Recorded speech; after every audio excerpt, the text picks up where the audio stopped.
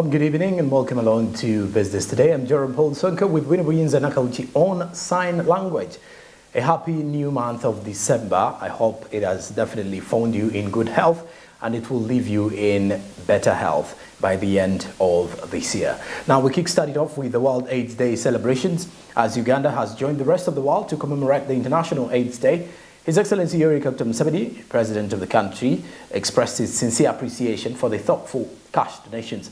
Reports indicate that HIV prevalence is higher among women living in urban areas at 9.8%, more than that in rural areas at 6.7%. However, the unconditional cash grant program provides cash transfers of approximately $138 with no strings attached to HIV/AIDS positive patients.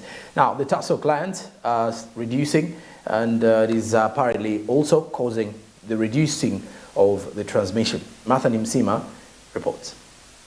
The most current Ugandan budget included $500,000 for the HIV preventive initiatives, $3 million for the Uganda AIDS Commission's fight against HIV, and around $30 million for the acquisition of antiretroviral and anti-malaria drugs. About $430.7 million is given to Uganda by UNAIDS, World Health Organization, and other organizations. All of these funds have been allocated to reduce the transmissions of HIV and AIDS as Uganda joins the rest of the world in the commemoration of the International AIDS Day. His Excellency Yoweri Museveni expressed his sincere gratitude for the compensation of the donations.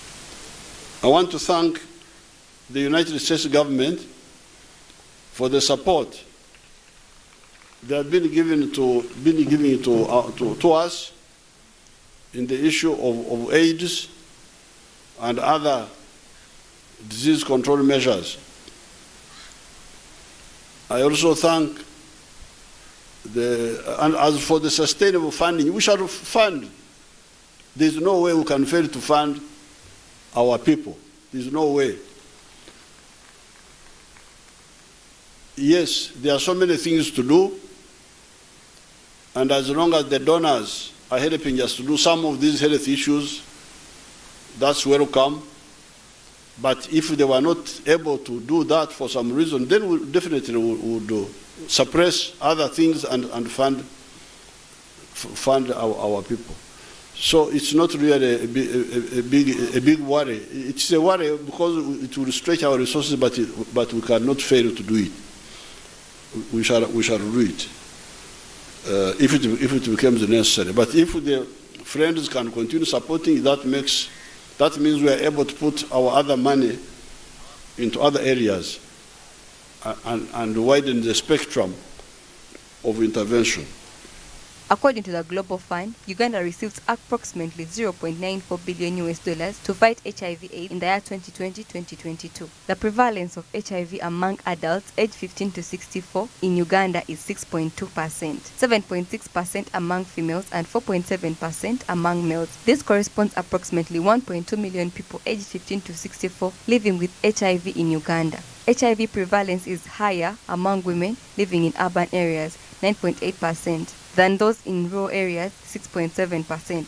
The prevalence of HIV among children aged 0 to 14 is 0.5%, which corresponds approximately 95,000 children living with HIV in Uganda. The government urges citizens to be secure and protect themselves from HIV/AIDS because the country needs healthy Ugandans that will build the economy. It's from this basis that Honorable Margaret Okungu Mokaho Kumane Mpina Mayengo emphasized the need for more awareness. Government, I want to commend the government because we've tried in this regime, we've tried to create awareness.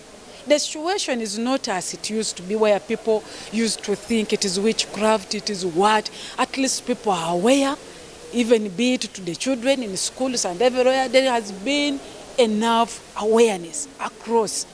For a long time, Uganda's HIV response has been benefited from donor support. However, the donor support has been reducing with competing priorities. Uganda has been prioritizing the HIV responses and allocated additional funds, especially towards the purchase of ARVs, whose budget has doubled over the last couple of years. Martha Nimsima, SMART24 TV, Business Today.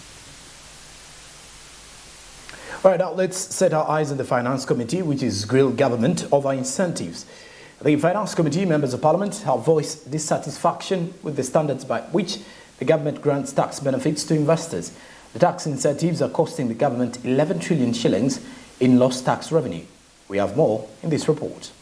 In an effort to draw international investors who greatly boosted the GDP and foreign exchange rates of the nation, the government of Uganda implemented a policy of tax incentives or exemptions in 1991. The strategy does have some costly consequences for the country. Officials from the Ministry of Finance have been questioned by legislators regarding the criteria used to award these incentives, but they have been unable to provide an explanation. You provided a generalized response. So have you got some specific responses to the questions that we asked? Okay. Because we thought we are answering your questions. The impression you are giving us that we are off the point, or? No, I think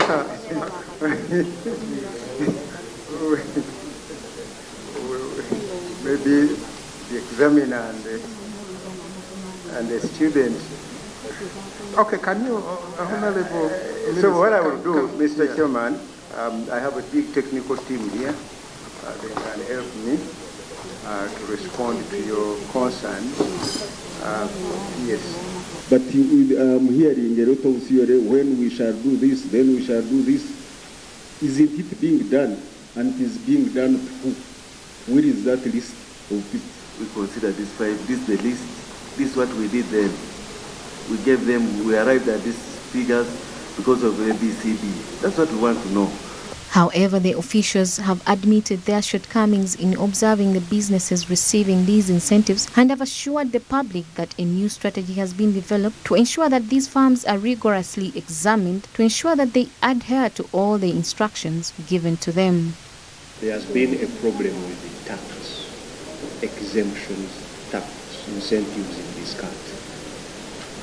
And we have all agreed that we need to move. That's why we had to consult right from His Excellency the President that please, Your Excellency, allow us to rationalize fully this. And he gave us a no objection on especially having put in place a clear plan on how this is going to be done. So instead of dwelling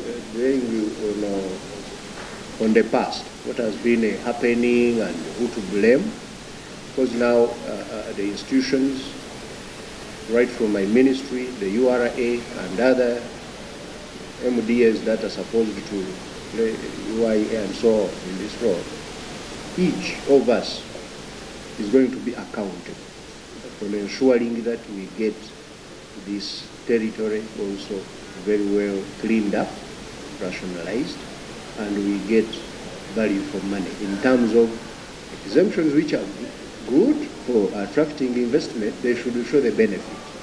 Additionally, Minister Lugolobi told the legislators that while they recognize the incentives cost the nation more money, dealing away with them is a mistake. It has been estimated that the amount that we have foregone through tax incentives is in the region of about 11 trillion shillings over the last 3 years. But this is measured against what we have been able to achieve in terms of GDP. Because these industries contribute towards our GDP, and therefore the GDP per capita, we are actually tending towards a middle income status. But also the impact on other variables, such as the exchange rate. We have enjoyed a fairly stable exchange rate regime. Inflation has been stable, despite the recent challenges that we have experienced because of global inflationary pressures. But otherwise, the macroeconomic indicators have been fairly stable. The IMF advised against restricting investor entry whether incentives are offered or not. However, data from the Ministry of Finance shows that investors that come to Uganda frequently want these incentives and they are compelled to offer them. IMF has been telling us over time that investors don't actually need tax exemptions to come. But government has found that, to the contrary, actually every investor that comes is asking for them. So we were wondering, so what we needed to do is really rationalize and ensure that as they ask, we provide them under a framework which is very well defined. Legislators stress that the policy should be rationalized to achieve value for money for the nation after being dissatisfied with the comments of the finance officials. But unfortunately, although we sent them written questions and we had expected written answers, they didn't have written specific responses on those questions, and PSST has agreed to get back to us with a written response within a certain deadline. And so we also have accepted that, and we're waiting to hear from them. Even though studies indicate that tax incentives have not delivered what they're supposed to, government still generously grants them. The same government has realized that there's actually a problem with these incentives, which leaves the members of parliament who sit on the Committee of Finance concerned with the billions of money the country keeps losing in this policy. Samla Hanifa, SMART24 TV, Business Today. We look at the Ministry of Finance Economic Summit that's taken place today. Now, the problems facing Uganda go beyond the COVID-19 and the looming Russian-Ukraine confrontation. The 6th Annual Ministry of Finance and Economic Development Economic Summit has had the main topic on how to stabilize the economy in the face of global volatility and achieve fair and sustainable growth. Rona Nahabwe was at the summit, and this is what she gathered.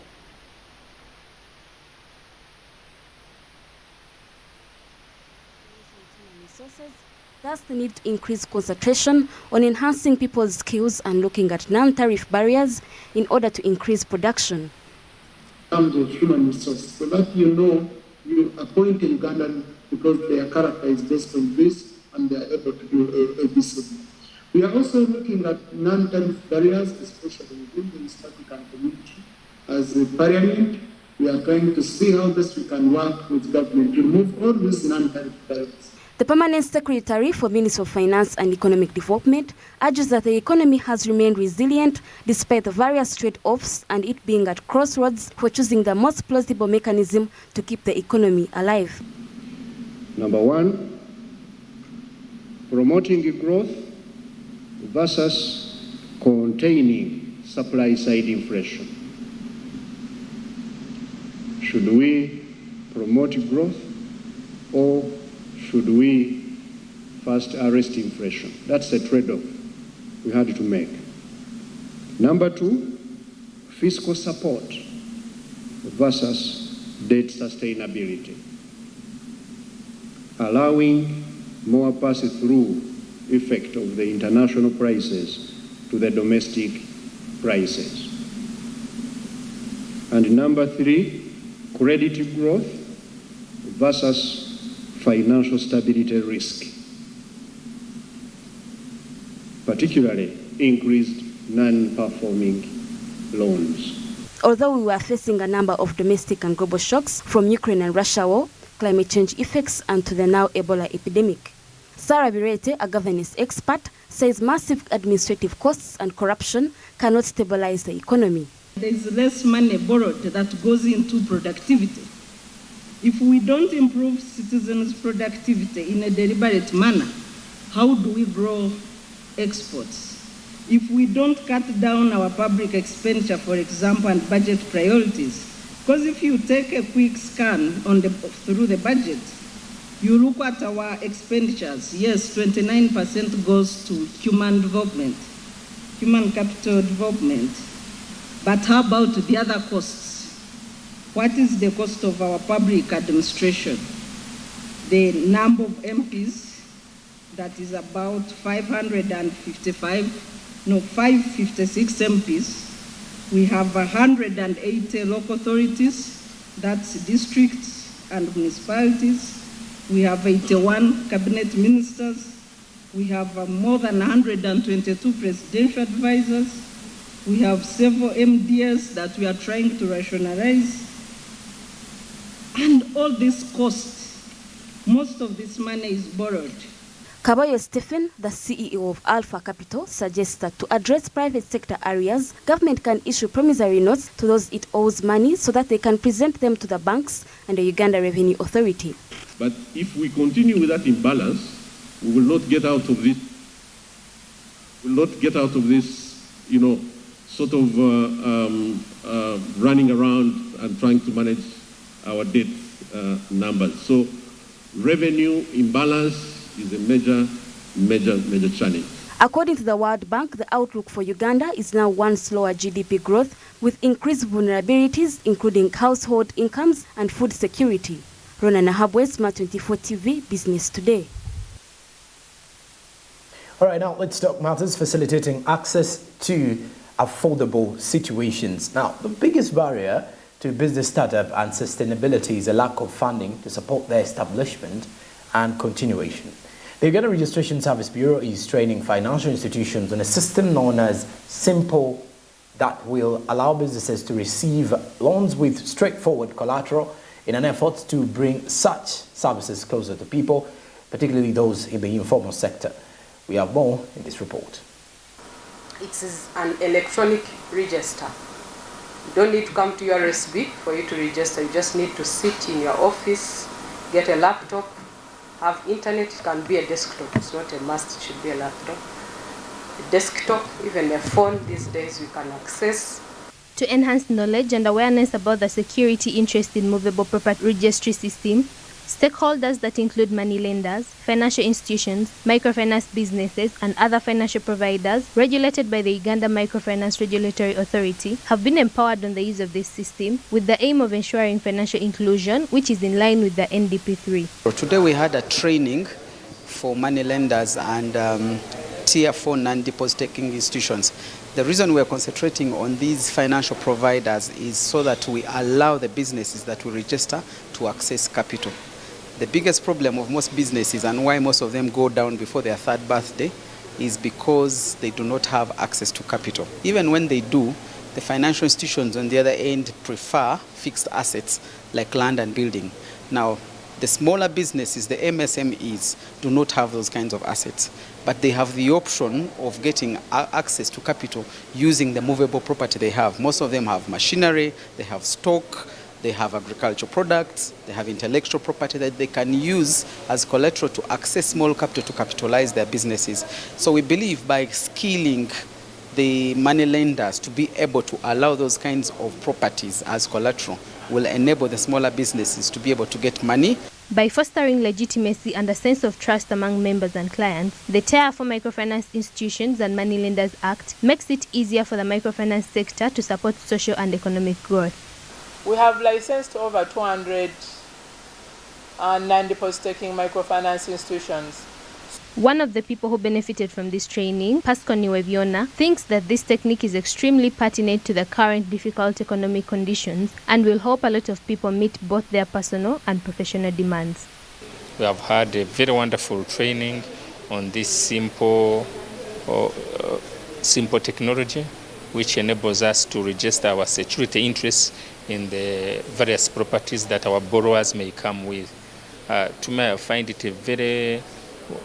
very relevant because at least our security interests will be registered. We are guaranteed that we will not make a loss whenever we lend. And even these funny clients who may want to use the same collateral in various areas, in various institutions, at least we are sure we'll always have the first call. In this country and age and this economy, you can't afford to live without credit, either for business expansion, either for life saving, either for fees. People borrow for various reasons. So this having various forms of collateral, which are acceptable by the lending institutions, broadens the scope for the borrowers and also broadens our scope for business. Margaret Nachiganda, SMART24 TV, Business Today. Now, our next report is taking us to special budget for gender-based violence. It is estimated that 50.6 billion shillings is being spent annually in trying to deal with gender-based violence. Now, according to CS Bag's executive director, this has caused local governments to request more funding and that a special fund is set aside to combat gender-based violence, which is said to be fueled by poverty. Monica Navionga reports.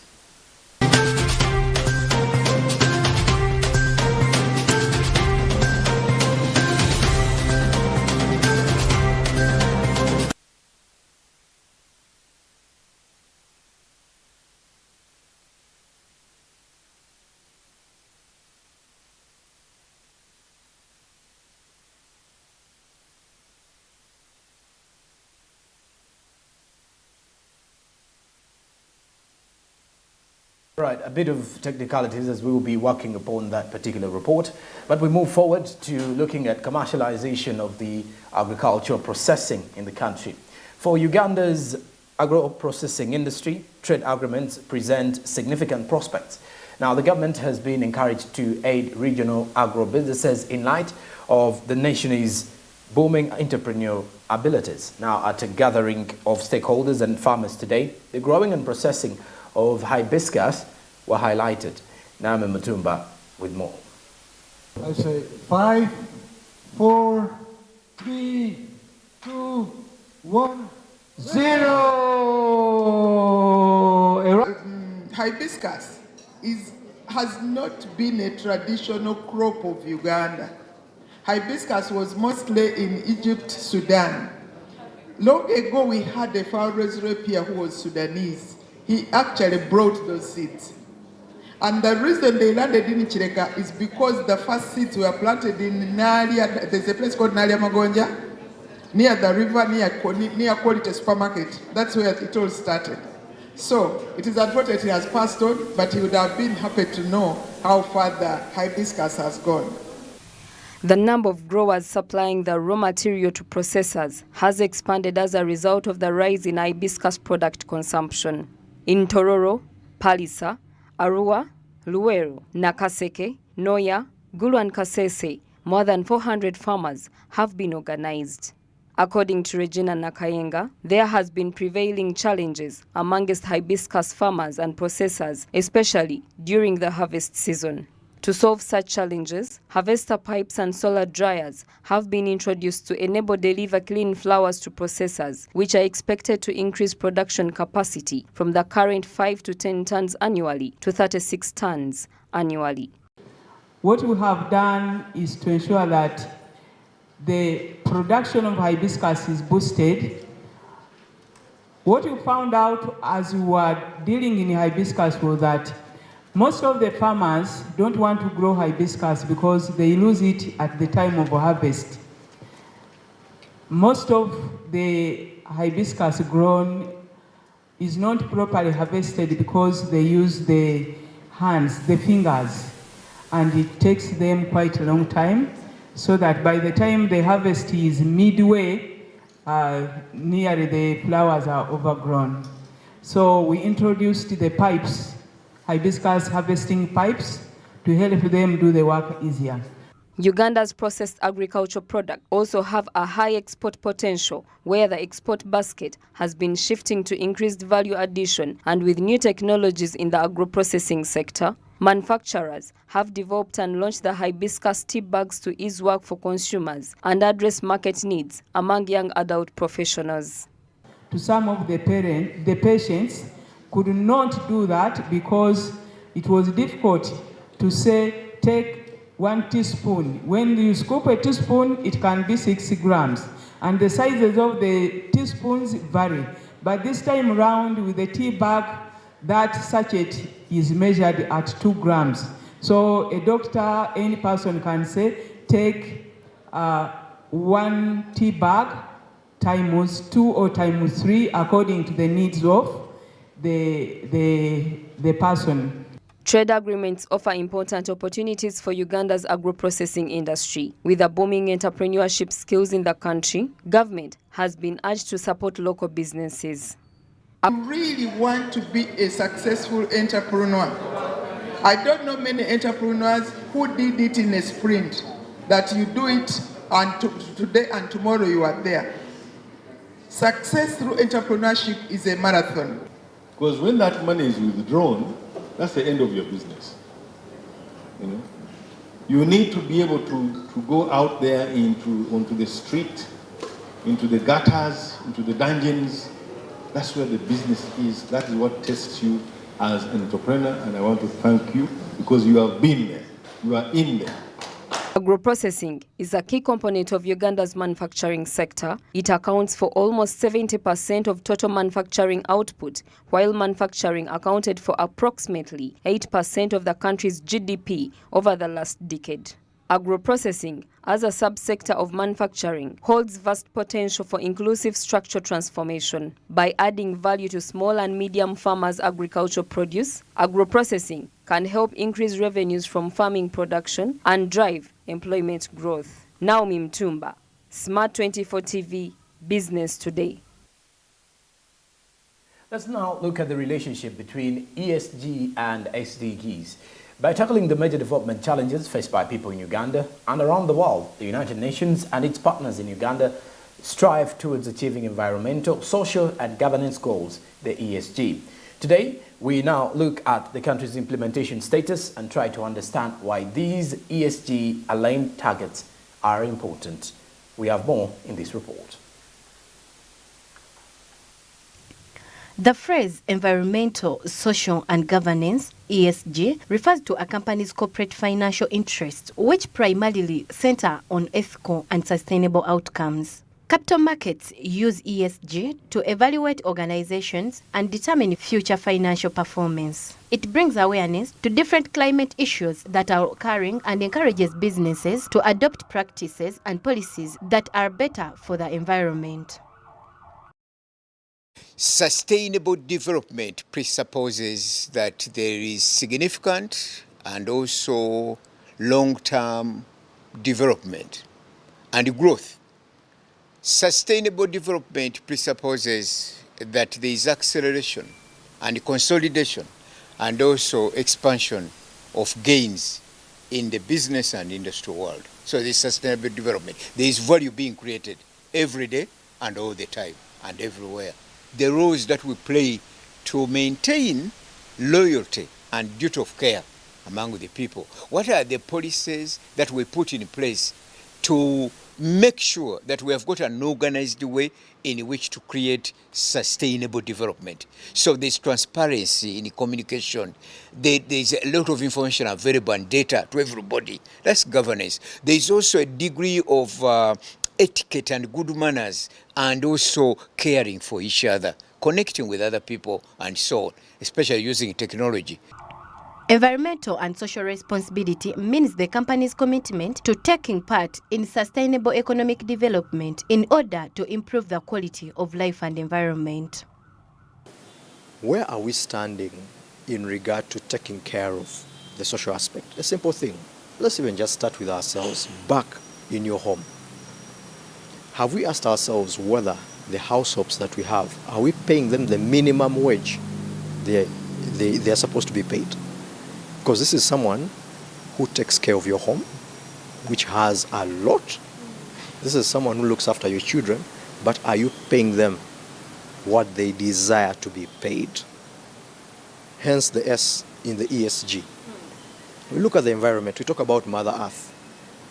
2 weeks ago, at COP27 in Egypt, they were talking about climate action. As we are here, or as companies, have we taken care of Mother Earth, hence the planet, or are we degrading? We know that in Kenya right now they're talking about drought. It's very hot. Maybe, now that's why I began by explaining the definition of sustainability, taking care of the needs of today.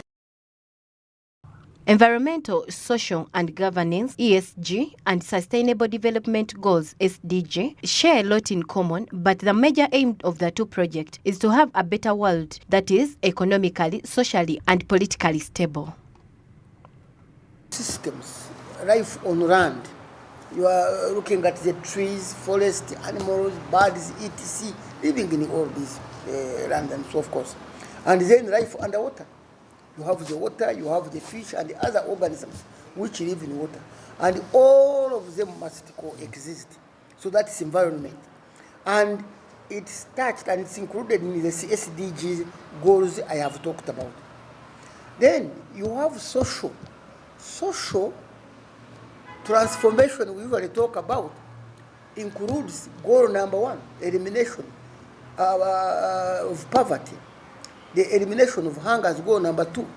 We are talking of well-being of human beings because we are talking of people, and people who must be healthy, must be well in whatever they are doing. That is actually social. The coexistence and coordination of ESG considerations with the SDGs can expedite corporate contribution within the broader space of the global goals, and that privilege is almost in the investors' hands. Design Nambiru, SMART24 TV, Business Today. Almost the major cause of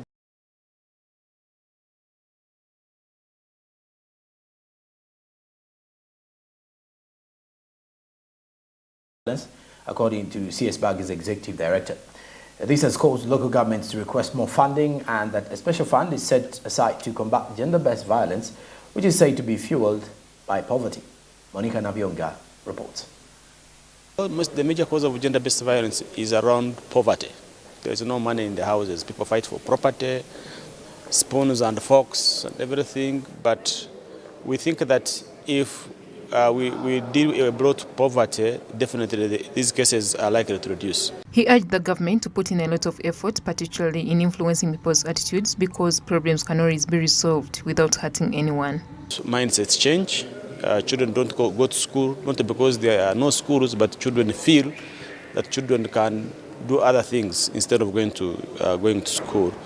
But also men, girls and boys and women to understand that you can settle differences by not killing each other. So basically that's what we are talking about, where money should be going.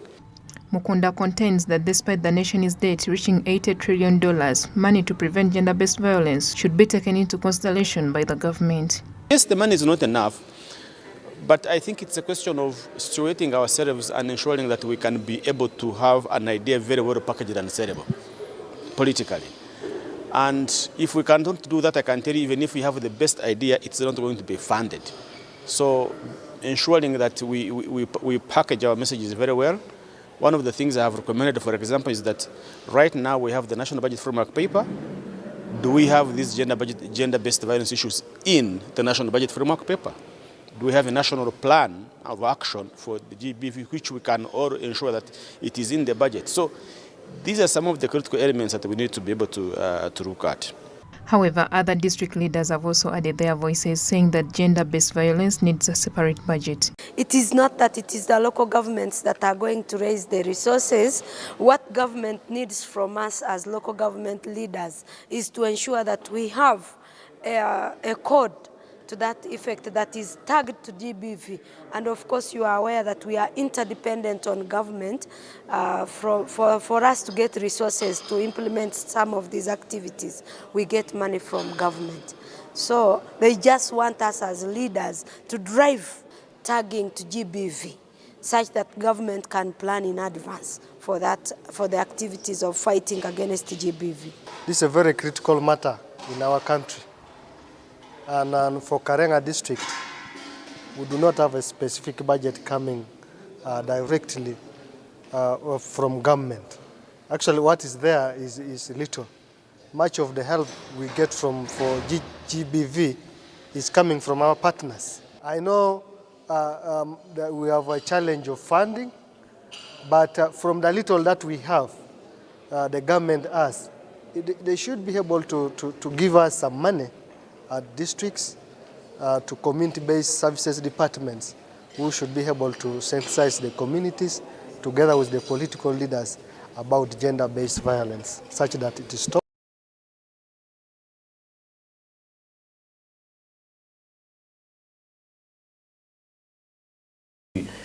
To play it safe and remain cautious out there, wherever you are. And of course, we should end stigmatization of those particular people living with HIV/AIDS.